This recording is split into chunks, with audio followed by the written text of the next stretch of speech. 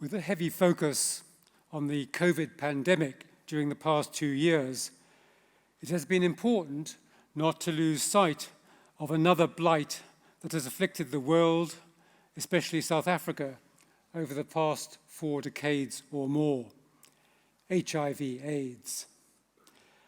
At the forefront of this fight against HIV/AIDS has been Professor Quarraisha Abdool Karim. Had it not been for her critical, life-saving research, HIV/AIDS in South Africa would have wrought even greater devastation. Research that has earned her worldwide recognition and numerous awards. A daughter of KwaZulu-Natal, she has risen from humble beginnings. Her parents, small-scale vegetable gardeners, but also mentors who instilled in their daughter a passion for knowledge, enabling her to develop an insatiable curiosity in matters scientific from the age of 2.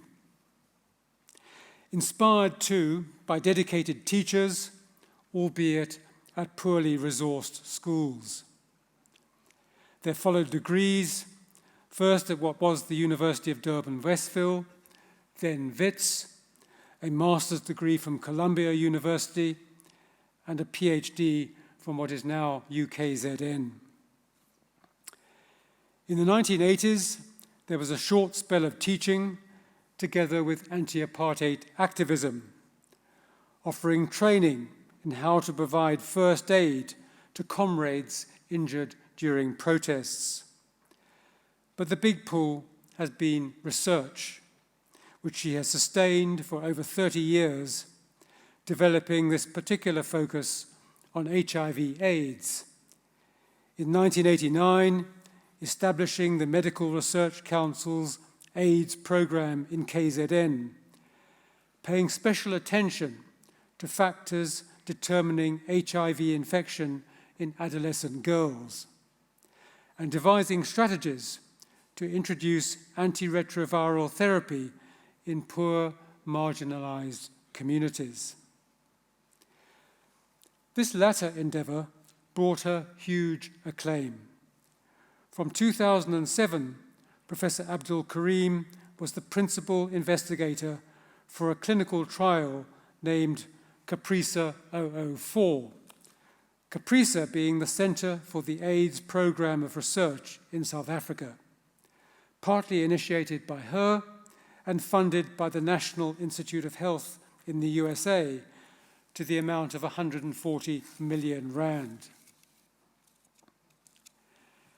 This research led to the development of the tenofovir gel, a vaginal gel containing an antiretroviral that had a high success rate in preventing HIV infection.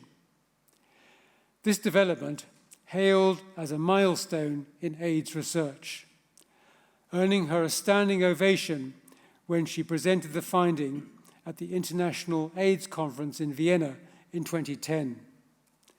The leading journal, Science, ranking it among the top 10 worldwide scientific breakthroughs of 2010.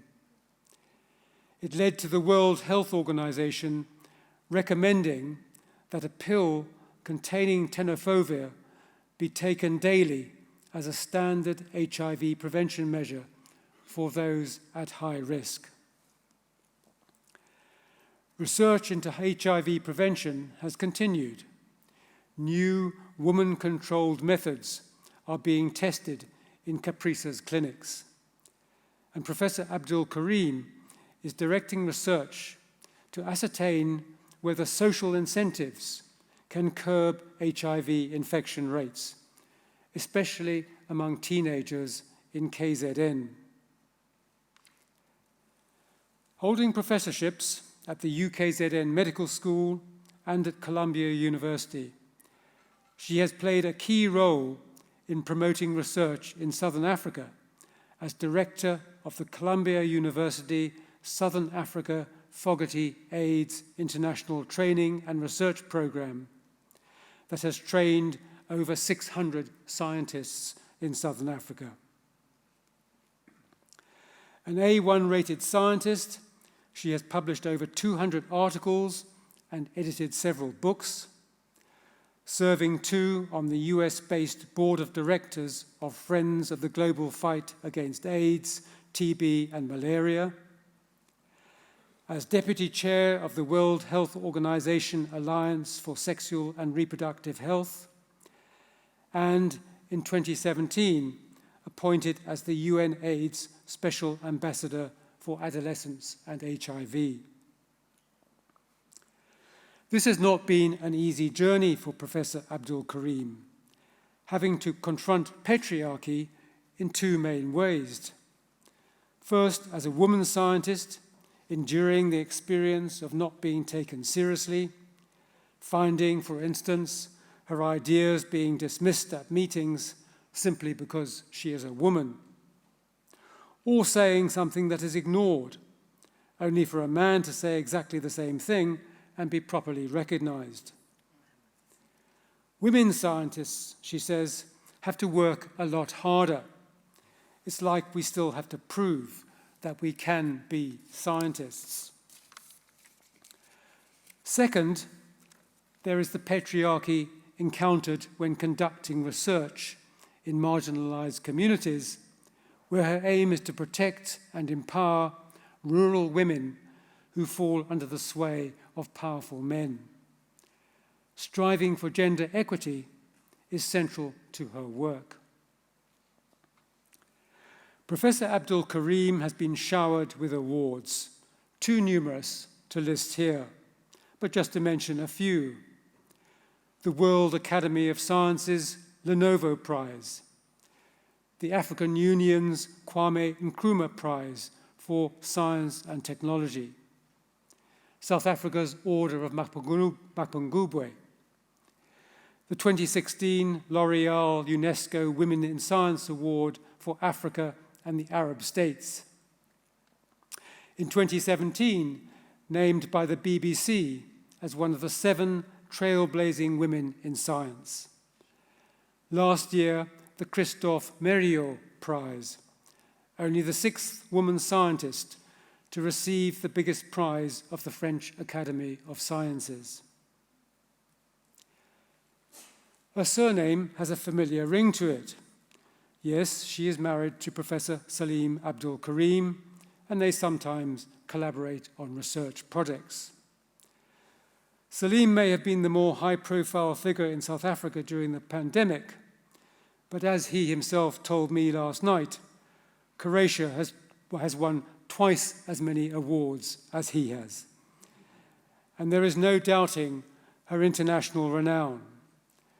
Testimony to this being her recent appointment by the United Nations Secretary General as co-chair of a 10-member UN group tasked with assisting in the attainment of the world's Sustainable Development Goals laid down in Beijing 27 years ago.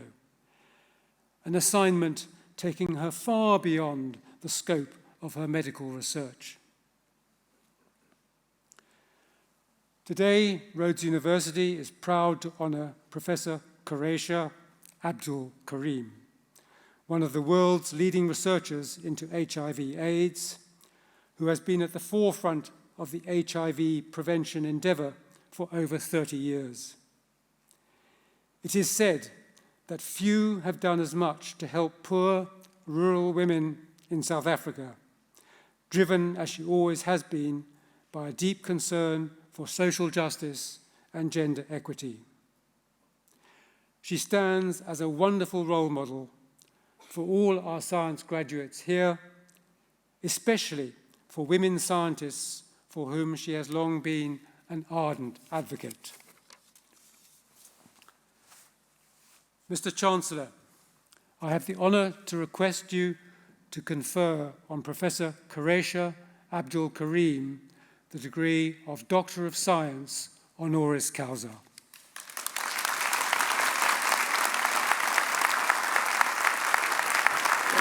I confer the degree. Congratulations to you, ma'am. Sit down and then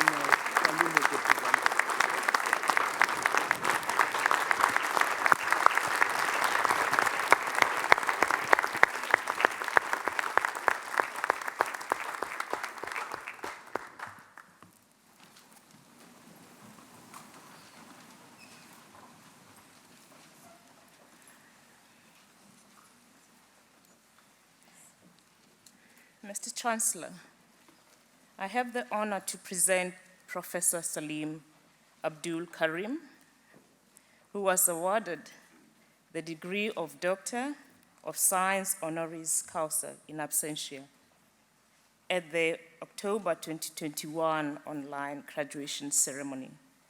Professor Karim was honored for his outstanding contributions to HIV/AIDS research, establishing South Africa as a respected world authority in the field, and for leading the South African public understanding of the COVID-19 pandemic and our national scientific evidence-based strategy in addressing it. Professor Abdool Karim delivered his acceptance speech in the October 2021 online ceremony. At this ceremony, he will present himself to be hooded. I invite Professor Abdool Karim to come forward and to present himself to be hooded.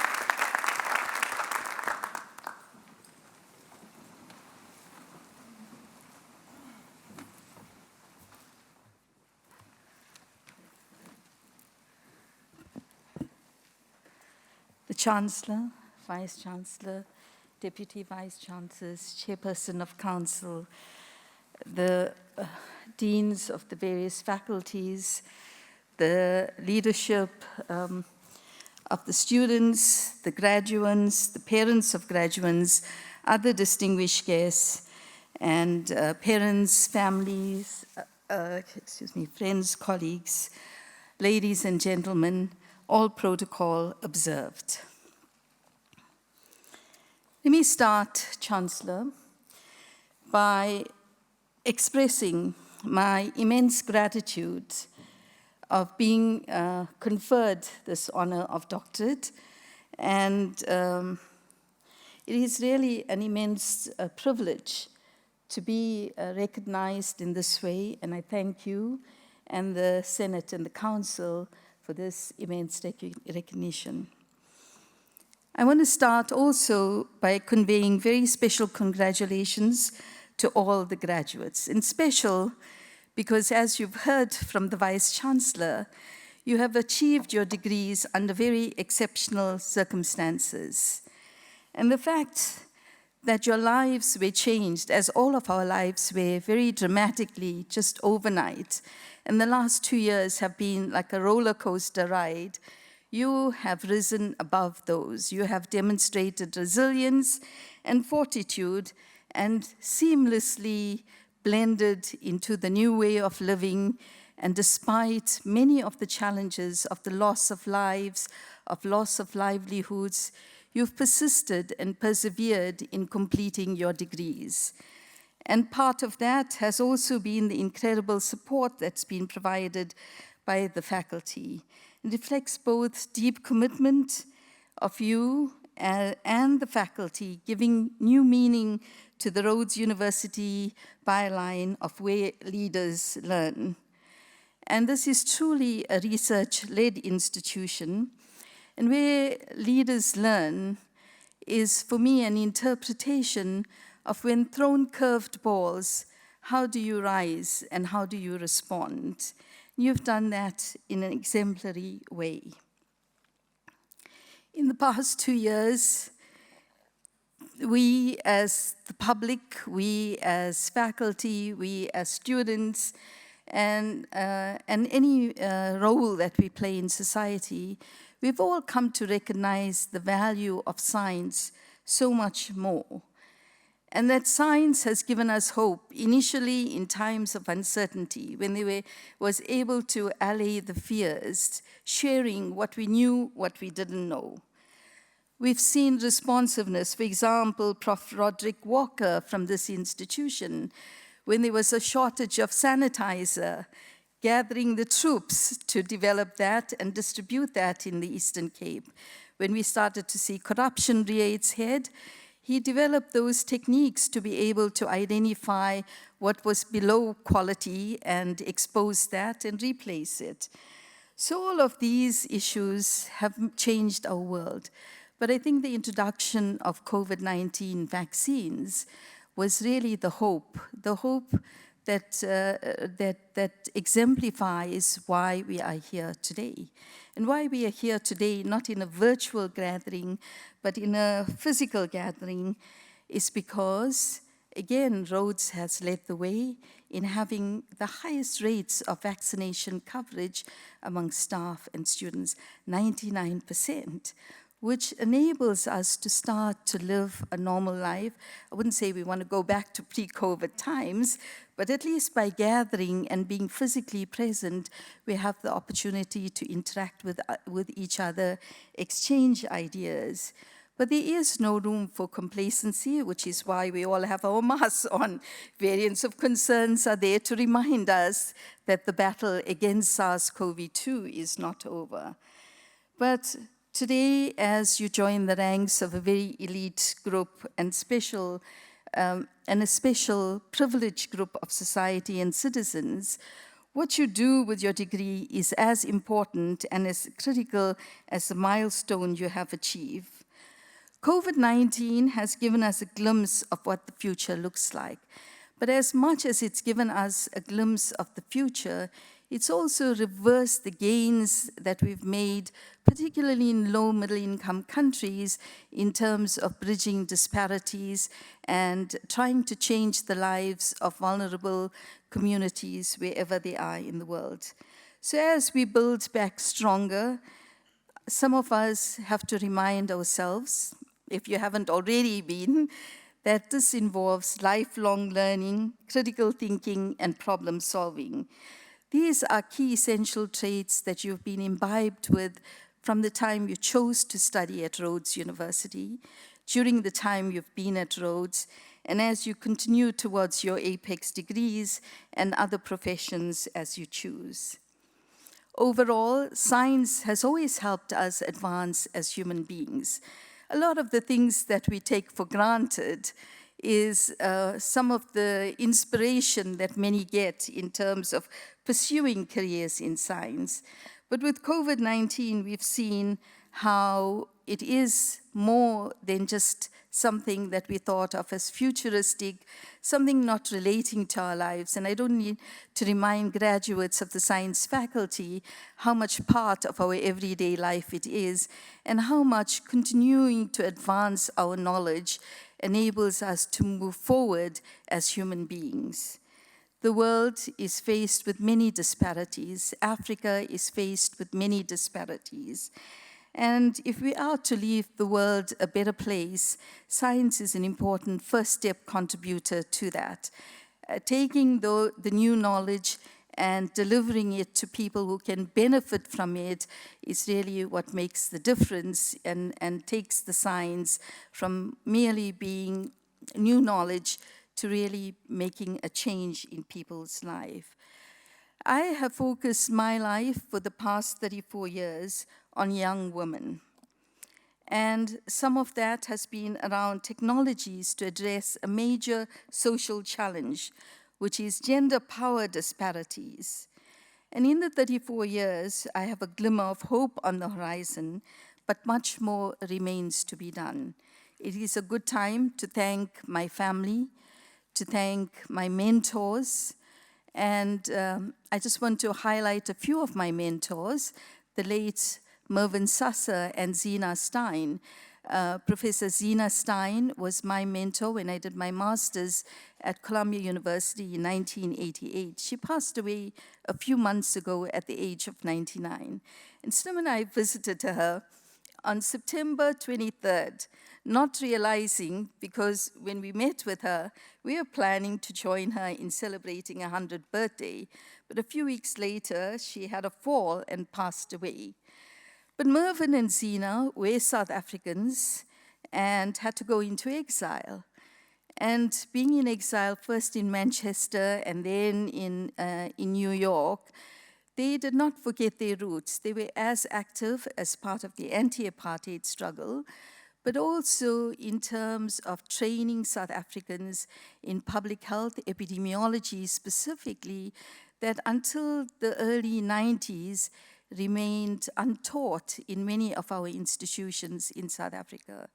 And that training created an important science base in South Africa that enabled us to enhance our response to HIV, TB, and use that same infrastructure to rapidly pivot to respond to COVID-19 when it reached, just before it reached our shores, enabling us to be better prepared than some other countries. But I also have to thank my family. In this long journey, Slim has shared with me over the 34 years, and it's a journey, and I keep saying it because I think today with a sort of ethos of instant gratification, we want everything yesterday. And the reality is that life is a journey with many short lefts and short rights too. And that we have to enjoy that journey. And in that journey, we'll make many mistakes, and we'll learn from those mistakes as we move forward. We all know that to succeed and make a difference requires hard work and many years of hard work. So I thought what I'd do is take you to the Caprisa for backstory, a little bit about, so when you hear a citation, you think like, wow. But I want to remind you that this journey that I have in terms of working with young women isn't something that I woke up one morning and discovered and realized that's what I need to do. And it starts with my return from Columbia University in 1989, joining the South African Medical Research Council, and realizing that while other countries north of us had data about this epidemic that was evolving in their general populations, while we are learning about the HIV epidemic in industrialized countries in North America, Europe, Australia, we knew very little about HIV in the general population. So Slim and I designed and undertook one of the first population-based surveys. In 1990, the HIV prevalence was less than 1%. But when we looked at the data and did something Zena encouraged me to do as a woman scientist and emerging one, which is look at the gender disaggregated data, I found there was 4 times more infection in women compared to men. And then I did an age and sex disaggregated analysis, and I found that young women were acquiring HIV 5 to 7 years before their male counterparts. And so we know from the antenatal clinic that both young boys and young girls are having HIV, are having sex, and we know that from pregnancies and unplanned pregnancies. But why is it that women were getting infected between ages 15 to 19 and no infection or very little infection in young boys is immediately a very intriguing question.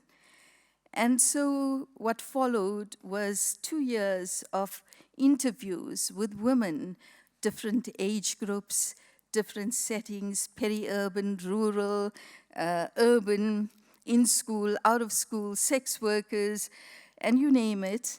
And what came through from all of those interviews was that women understood their risk and what acquiring HIV meant and how they were acquiring HIV. But what they lacked and what was missing in those days in the sort of context of ABCs, abstinence, behavior change, male condom use, was all of that options required male cooperation. And if these young women are getting infected from men who are 5 to 7 years older than them, they had nothing. And so for example, one of the things we did was work with sex workers, say, use a condom with every client. And they'd say what it resulted in was loss of income, 75% loss of income. It resulted in gender-based violence, being beaten up by clients. And because sex work is criminalized, it also, if they had a condom on them and they were arrested by a policeman or woman, they were then charged with being sex workers because that was used as evidence. So the woman came back to us and said, well, you are smart scientists. Why don't you develop something that we can use? And that's where the woman-initiated technology idea arose. And we started to look at what is it we can use to make this available, because we can't start from scratch. We looked at what were the drugs on the shelf. A little bit like COVID. When we first started, we didn't have a treatment, but we looked at drugs that were already available, and in this case, vaginal contraceptives. And my dear mentor, Zina, who was the ultimate and consummate hustler, found a place to get us some of these vaginal films and do one of the first microbicide trials of a vaginal film that was infused with nanoxynol 9, which at that time was used impregnated in condoms, was an FDA-registered vaginal contraceptive. And from there, we moved on to gels, and for 12 years, by this time, Zina had published an article in the American Journal of Public Health drawing world attention and donor attention to this gap that we have, a major problem of rising infections in young women particularly, and an increasing risk in women, lack of women-initiated technologies. She referred to it as virucides. And the world slowly started to join hands in terms, and this was largely academics, small industries, and so on, not the big pharma, trying to find women-initiated technologies. And for 18 years, we tried different things, and each time we were met with failure. And when we do these trials, it's very public. So we in prevention science, we testing these microbicides, became known as experts in failure. And Slim and I give ourselves the first prize in being experts in failure.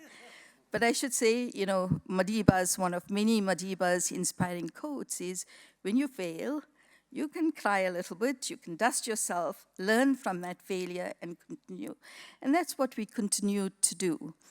And then in the early 2000s, we got involved as the number of AIDS cases started to rise to use a drug in one of the antiretroviral combinations for treatment, a drug called tenofovir. This drug was shown to be very safe, few side effects, very forgiving if you missed a dose or two. And we said, if you're going to give something to otherwise healthy people, why don't we test the tenofovir as a gel to prevent infection in women?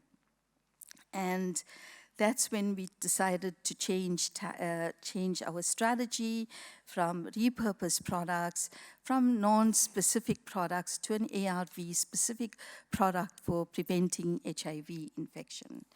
And what we barely had we started, we had to negotiate getting the active product from Gilead Sciences that was producing it, make the gel, and all of that. And we barely enrolled the first 2 participants when our peers in the very prestigious journal called Nature decided to attack us, and the headline ran, "Trial Doomed to Failure by Design." Okay, so that's our peers in the pages of Nature.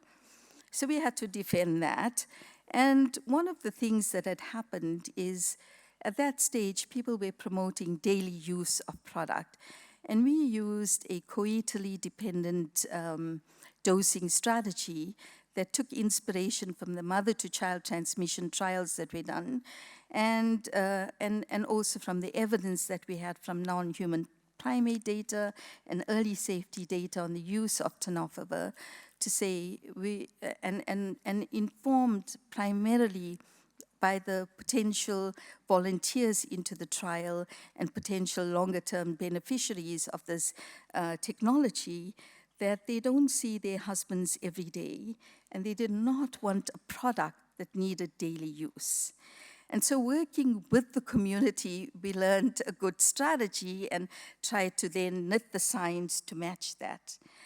And what it was about taking risks. While the world was going very slowly and safely, testing slowly one product at a time, we took a leap of faith based on a good set of considered reasons. And taking that risk was what brought out the ire in some of our colleagues and the Nature article. In 2010, we announced the data, and as you heard, this was really quite a game changer in terms of preventing HIV infection, which remains one of the biggest challenges we face. We've seen with antiretroviral treatment, an inevitably fatal condition of AIDS was transformed to something that's chronic and manageable, and today millions benefit from it. But we still have 3 times more infection than we need to be having to meet the UN 2030 targets of ending AIDS as a public health threat. And COVID has exacerbated us being off track, and a reminder that we have many unfinished pandemics, and how do we continue with those and not move our gaze when a new pandemic comes along. And we are now entering an era where we will be faced with many pandemics. But also with each pandemic, if it's anything like SARS-CoV-2, we've seen there are multiple impacts on society. It's not just the loss of lives, which is severe and devastating, but also the instability to the economy, the loss of livelihoods. Here again, women bear the brunt because they're part of the gray and informal economy that's not recognized every time there's a social safety net handed out. And so all of this is, did we stop at 2010? No, we spent the next 10 years trying to understand why did we not do better on the CAPRISA 004 trial, and so we unraveled a whole lot of biological factors. And now we are moving towards also evaluating, as others are, long-acting, slow-release products that are less dependent on daily adherence, and also antibodies. But I'll leave you to watch that space and look out for the publications in the next several years around the use of broadly neutralizing antibodies that have been identified from one of our study participants, but offers hope to the rest of Africa, and for the first time, hope from Africa to the rest of the world. So all of that is to say, I hope that what I've captured to you is the common themes that you hear over and over again, that science is not something that's quick, that you will get an answer very rapidly, and you can move on and play golf or tennis or whatever for the rest of your life, that it requires passion. You will meet many, many challenges on that path, and you have to stay the course. And when you're passionate about it, you won't mind the hours, you won't mind the time, and you won't give up in a hurry. And you'll be faced with many distractions, those good friends that tell you, time to party, what are you doing, in the lab all these hours and so on. And I'm not saying you should not have fun. Fun is part of living, and fun is part of the richness of our lives. And we all know that more acutely, having missed that social interactions in the past 2 years. But it is also about riding on the shoulders of giants, and there are many giants that have supported us, and I omitted to mention Professor Jerry Kovadia, who some of you may know, and also Prof. Jack Moodley. My 3 children, Safura, Aisha, and Wasim, and my late parents. My many teachers who've helped me get where I am. So to you, graduates, there will be many, many challenges facing you, but it's an exciting world out there. You have heard from the Vice-Chancellor that Africa particularly has so many challenges, not just in health, but in terms of us leading and finding solutions, and science has a critical role to play in that. So as you make your choices and as you make your decisions, as you have chosen to be here, what do you do with your life, and how do you let the present define the future? I encourage you to go forth and live a life worth living and leave the world a better place for having been in it, and live the Rhodes University tagline of where leaders learn. Let your learning be lifelong, let it be critical, and let it be applied to the many problems that face us. I thank you very much.